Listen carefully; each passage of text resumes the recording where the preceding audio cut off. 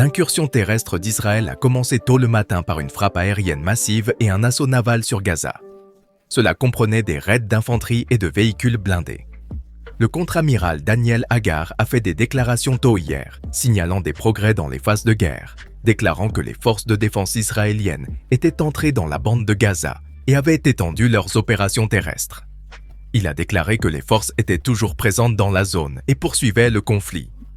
Au cours de ces attaques, les avions de combat israéliens ont dirigé leurs frappes sur 150 cibles souterraines dans le nord de la bande de Gaza, notamment des tunnels du Hamas, ainsi que des installations et structures souterraines utilisées comme champs de bataille.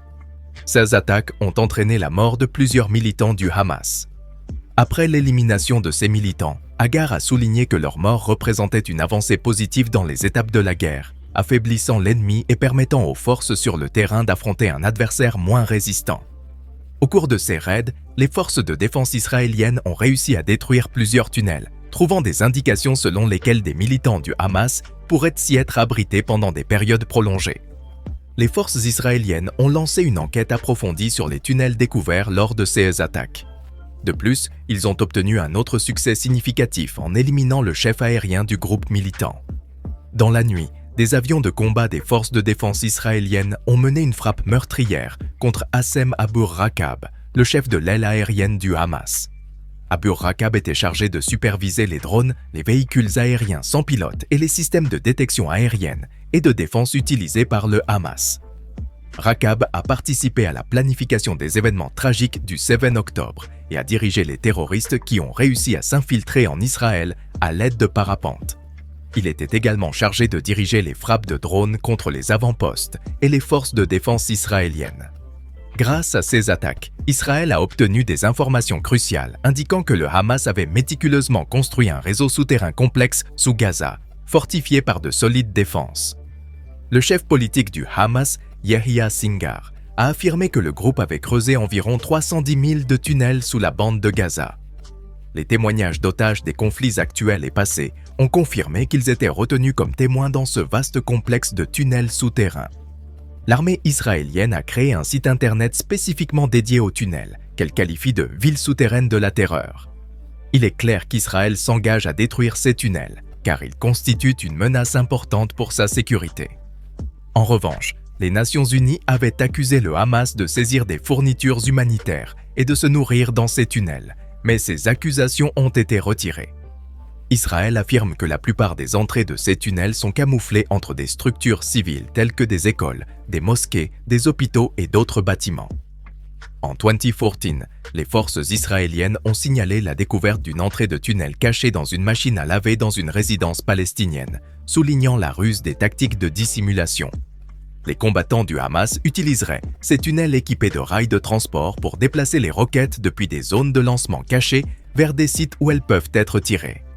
Dans ces tunnels, le Hamas aurait construit des espaces de couchage, des systèmes de ventilation, des fournitures médicales et des centres de contrôle.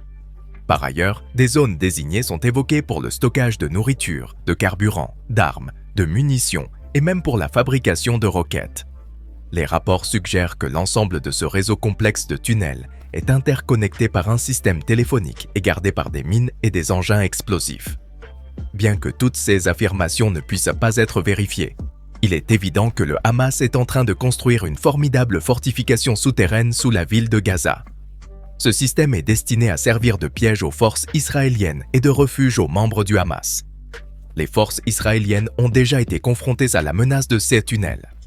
En 2013, par exemple, ils ont découvert un tunnel d'invasion d'une ampleur considérable, d'une profondeur de 80 pieds, commençant environ aux 3/4 de la frontière de Gaza. Après avoir creusé sous le mur frontalier, les troupes ont découvert un tunnel de 1000 pieds de long à l'intérieur d'Israël, situé à environ 60 pieds sous la surface.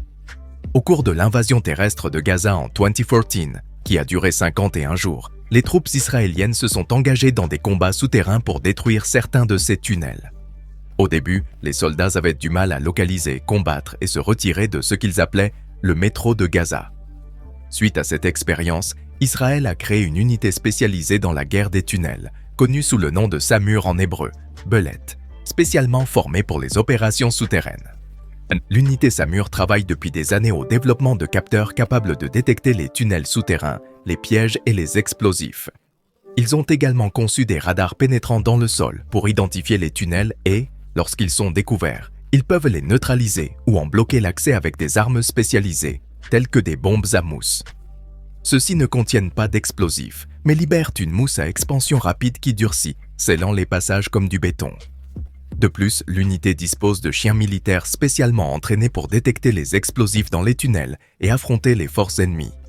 Les soldats de cette unité apprennent également à piloter des robots mobiles équipés de caméras, leur permettant d'explorer des tunnels, d'envoyer des images et de désactiver des pièges sans mettre en danger des vies humaines. Les membres sélectionnés pour cette unité seraient des soldats capables de tolérer l'environnement oppressant des tunnels. Les soldats israéliens ont décrit les conditions dans ces passages souterrains comme étant sombres, effrayantes et claustrophobes, avec des silhouettes sortant de l'obscurité pour attaquer. À la suite de ces événements, Israël a été confronté à plusieurs défis avec ses voisins. Des responsables des forces de défense israéliennes ont indiqué avoir intercepté un missile solaire lancé depuis le Liban vers le territoire israélien. Le porte-parole Avichai Adra a indiqué que les combattants libanais étaient responsables du lancement du missile. En outre, Adra a déclaré qu'un avion israélien avait précédemment attaqué une installation militaire du Hezbollah qui avait lancé un missile vers Israël et atterri en Syrie. En réponse, le Hamas s'est engagé à s'opposer de toutes ses forces aux attaques israéliennes. Des militants d'Al-Qam, la branche armée du Hamas, ont signalé des affrontements avec les troupes israéliennes à Beit Hanoun, au nord-est de Gaza et dans la région centrale d'Al-Bourez. Comme d'habitude, ces affrontements ont eu de graves conséquences sur la population innocente. Les attaques israéliennes ont laissé l'infrastructure de communication de Gaza en ruine, entraînant une panne d'électricité qui a isolé du monde extérieur environ 2-3 millions de personnes à Gaza. Le haut-commissaire des Nations Unies aux droits de l'homme a récemment mis en garde contre les conséquences potentiellement catastrophiques des opérations terrestres à grande échelle dans la bande de Gaza, où les frappes aériennes israéliennes ont coûté des milliers de vies. Compte tenu de la façon dont les opérations militaires se sont déroulées dans le contexte de 56 ans d'occupation, je suis alarmé par les conséquences potentiellement catastrophiques d'une escalade des opérations terrestres à Gaza, qui pourrait entraîner des milliers de victimes civiles supplémentaires, a déclaré Walker, haut-commissaire des Nations Unies aux droits de l'homme. La poursuite de la violence n'est en aucun cas la solution, a déclaré Hagar, indiquant qu'Israël autoriserait l'entrée de camions transportant de la nourriture, de l'eau et des médicaments à Gaza d'ici quelques jours. En outre, il a évoqué la possibilité d'une pause dans les bombardements, au moins le long de la frontière avec l'Égypte, où une certaine aide est arrivée en quantité limitée. L'Organisation mondiale de la santé a exhorté l'humanité, de toutes ses forces, à mettre immédiatement fin à la guerre à Gaza. Chaque heure, il y a plus de blessés, mais les ambulances ne peuvent pas arriver en raison de la coupure des communications, a déclaré Tedros Adhanom Ghebreyesus, directeur de l'Organisation mondiale de la santé, préoccupé par la sécurité du peuple palestinien à Gaza. Le ministère de la Santé, sous contrôle du Hamas, fait état d'un grand nombre de morts dus aux attaques israéliennes, même si ces chiffres ne peuvent être vérifiés.